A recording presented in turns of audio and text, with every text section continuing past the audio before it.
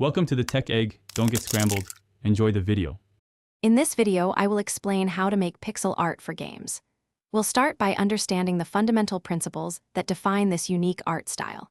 It's crucial to select an appropriate canvas size, perhaps 16 by 16 or 32 by 32 pixels, and to work with a carefully chosen, limited color palette, often ranging from 4 to 16 colors.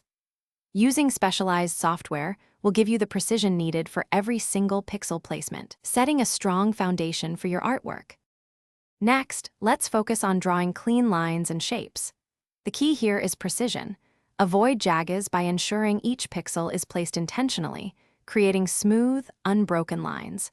When forming basic geometric shapes, pay close attention to the individual pixels to maintain crisp edges.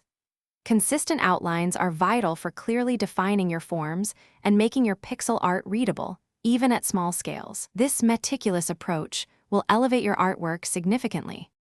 Now, it's time to bring your creations to life with color and shading. Begin by applying your base colors within the outlines you've established. Remember to choose a consistent light source for all your elements, which is essential for realistic shading.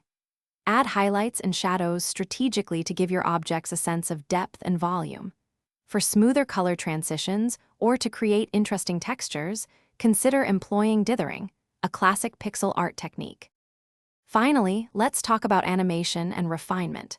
If you're animating, plan your frames carefully to convey movement effectively and create smooth transitions between each pose.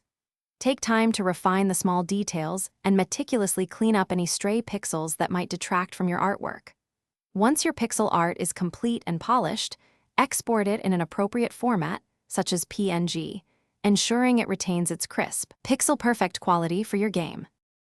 Thanks for watching. Consider subscribing if I helped unscramble your problems.